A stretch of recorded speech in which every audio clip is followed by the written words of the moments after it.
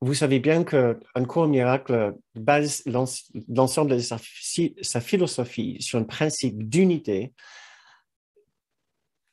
qu'au fond de la réalité de tout, il n'y a qu'un seul principe, il y a une seule vie, une seule réalité que nous sommes, pas physiquement, mais dans une dimension entièrement en dehors du temps et de l'espace, dans une dimension d'esprit. À l'instant que nous avons pensé nous séparer, pouvoir nous séparer de cet état d'unité, il s'est produit trois.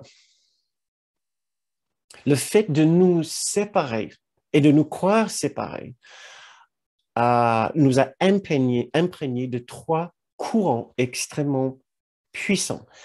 Ces trois courants qui sont présents dans l'esprit de chaque partie, entre guillemets, de l'unité. Comme l'ADN de l'esprit séparé, si vous voulez.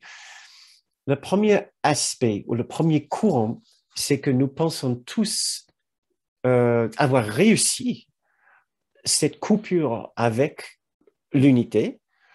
Donc, nous pensons être coupés de notre état, pardon, de notre véritable être et identité d'unité, de notre être et identité dans l'unité. C'est la première chose qui nous caractérise tous, c'est le premier courant extrêmement puissant dans l'esprit de chacun. Chacun se croit être maintenant un individu, il pense s'être éloigné de sa véritable identité, de son véritable être dans l'unité. Le deuxième courant, le deuxième trame, si vous voulez, qui s'est produite dans notre esprit à l'instant de nous croire coupés de l'unité, c'est que cela produit en nous un sentiment d'être coupé de la perfection et de la sainteté de notre état d'origine.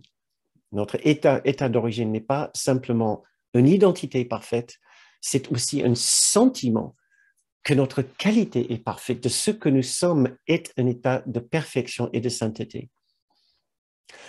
Et le troisième aspect ou courant, ou trame présent dans l'esprit séparé, c'est le fait de se croire coupé maintenant de sa source de plénitude, de complétude, d'entièreté et d'abondance. Donc, nous avons premièrement un sentiment de nous être coupés de notre véritable identité dans l'unité, de notre véritable condition de perfection dans l'unité, et troisièmement, de notre condition de plénitude et d'entièreté et d'abondance dans l'unité. Nous allons regarder ce premier aspect ce soir et les deux autres aspects dans les deux ateliers qui vont suivre lundi prochain et lundi d'après.